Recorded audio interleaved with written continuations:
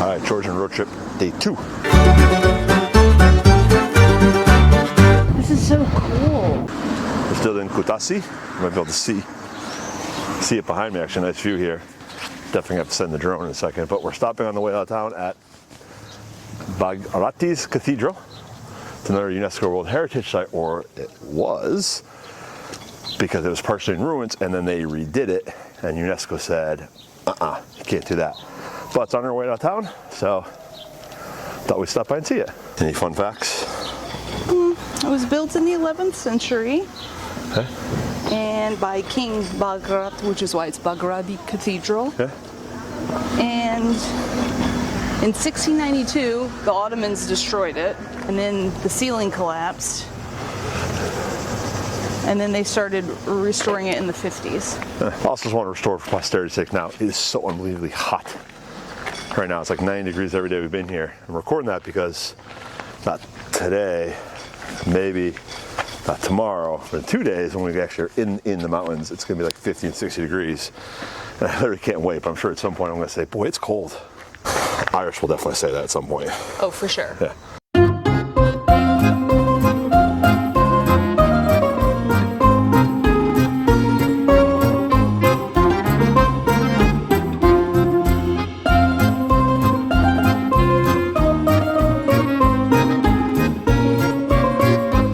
So we've seen this everywhere. This is the woman who brought Christianity to Georgia. This is what her cross that she made looked like.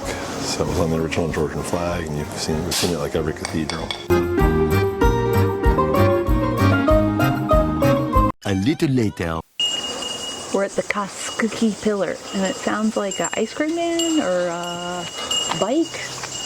Oh, no, just another cow. I mean, I'm just going to consider Iris's introduction to her own video the proper introduction for this part of the video, because there's the pillar. Dang! This is as close as we can drive. We got to walk up a few steps. I guess good practice since we're going hiking in the mountains in a few days, but the difference in the mountains is 50 degrees. Although it's kind of chilly here right now, Yeah, like 75-ish. nice. I say that now, I'm sure I'll be sweating when we get to the top, but I was like, I wouldn't say chilly. we can at least get to the base of the pillar, so let's go see it.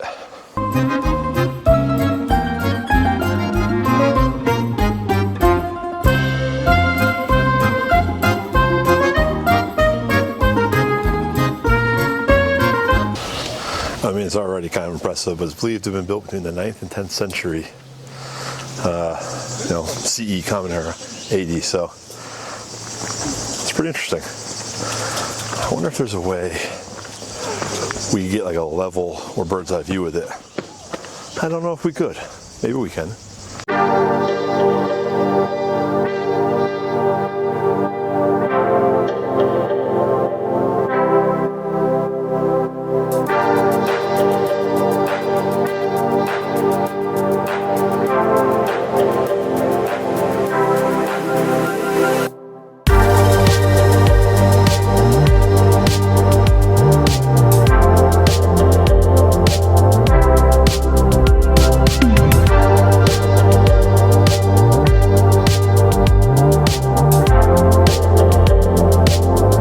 Some old wine vats here. Maybe they're new, I don't know, but this is how they make wine in large numbers here. Don't they bury them underground too? Yeah. Yeah. That's why they have the holes in the basement, because they're down in there. What'd you think? I thought it was very cool. It's crazy that they built that all the way up there so high. Yeah. I mean, how? You don't have to turn around, yeah. Brick by brick by brick, right? Yeah, brick by brick, that's right. It's devotion. Right? You want to show devotion to your God. 2 hours later. You know, like you're in a Russian salon or something. Tell something smart. The proletariat must rise up. All right, we are in Gori now after driving for 2 hours.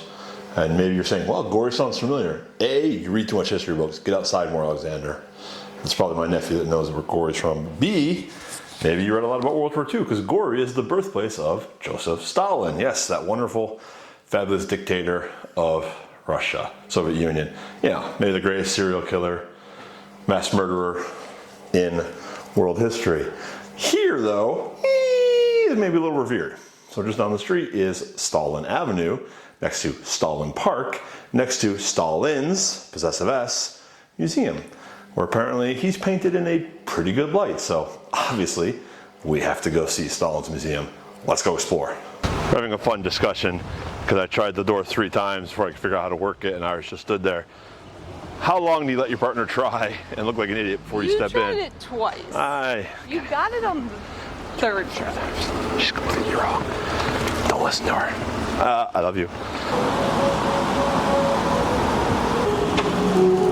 Okay, so we're walking here in Gori, and we were just on a street whose name I'm not going to try to pronounce, but also now that street has turned into a different name. Now we are on Joseph Stalin Avenue. And they call it that because in front of me, I'll show you in a second, is Joseph Stalin Park. And at the end of the park is Stalin's museum. Oh, behind you. And there's a bicycle behind me. So, Iris is walking too slow. She needs to quit stalling on Stalin. Ah, nailed it. This is the face Iris makes when she falls in love with me again for those great jokes, right? Yeah. There's the Stalin Museum. So people are taking photos. We think this is his birthplace where he was born. It's gotta be, we'll get out the phone and translate here. Yeah, when we translate, it just says Home Museum of Joseph and then his full name. His full name wasn't Stalin, it was something much longer, right? I can't read it, but this is apparently his home. Nice hammer and sickle above it. I don't get, can't wait to see, this man killed millions of his own people. Like, he's from here, but he also never, like, I mean, I guess you couldn't break up the USSR, but he never did anything like get Georgia its independence. That's the like bulletproof rail car he rode in until his death. He started getting super paranoid. Yes, if you don't know, I'm not a Stalin expert, but the day he died, his guards outside his room apparently could hear him collapse, but they were so scared of him they didn't check on him for hours.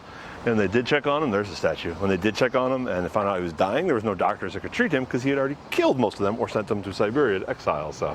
So relaxed. Yeah. I mean, I guess in the spirit of going to the museum, the one thing I'd say that's positive is one of my favorite quotes of all time, even though it's dark and evil, come from him, is that one death is a tragedy, but a million is a statistic. And he's not wrong. If he killed like 20 people, we'd all be like, oh my God, we have a grasp of that. When we say like, oh, he killed 20 million, like that's inconceivable on some level, so.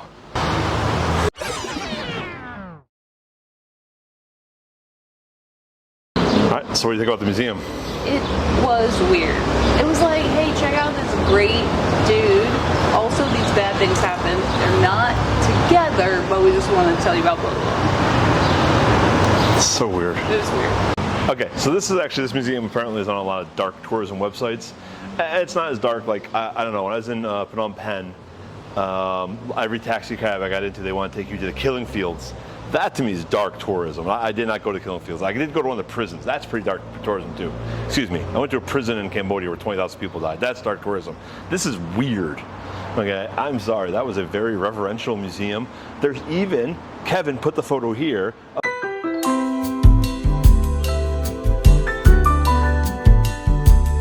A picture of the victim of Soviet regimes. He's the guy who killed them. He's the one who gave the orders to arrest these people and kill them, but they put it there like, these poor victims of Soviet oppression. And then at the end, you go in this little tiny room where they've got a couple pictures of the current Russian oppression, the current Russian wars, and there's like 2 plaques that talk about the gulags and the termination, the assassinations, how they're bad. And Iris is right though, there's a little sign before it that says, well, sometimes, by Lenin, a quote that says, sometimes you gotta put down the bad people. And then after that, they have the sign that says, well, 2 million people died during his Great Terror of '37. So it's almost kind of like they're justifying the terrors. My mind's blown. That was. I feel like they're like being like, it's Lenin's fault. Yeah, I guess. There's also, I didn't only saw one picture of Trotsky.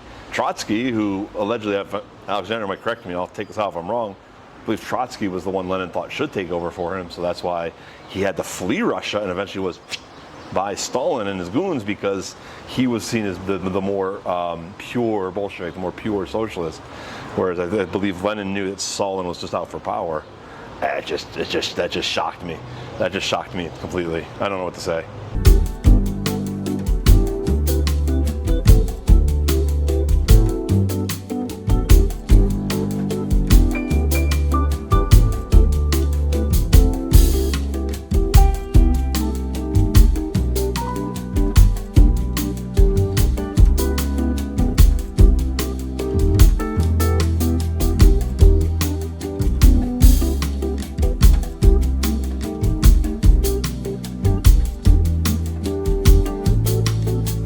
An important note, as Iris and I are walking and still talking about this, this was a reverential museum. It did not glorify him.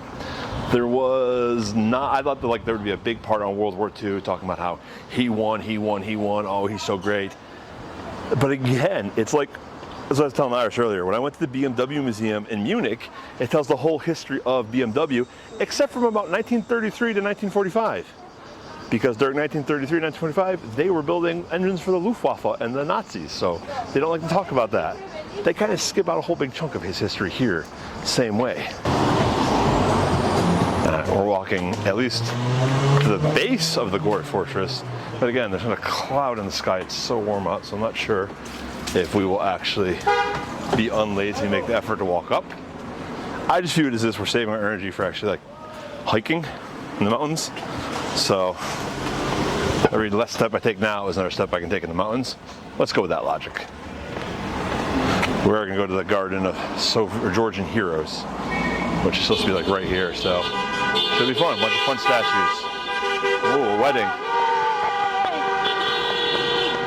And Irish clapping, because Irish loves weddings.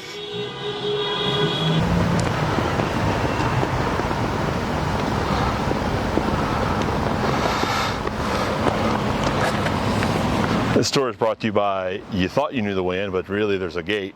So this is as close as you're gonna get to the statues. It's very hot out. It's nice, Fort 2. Looks nice.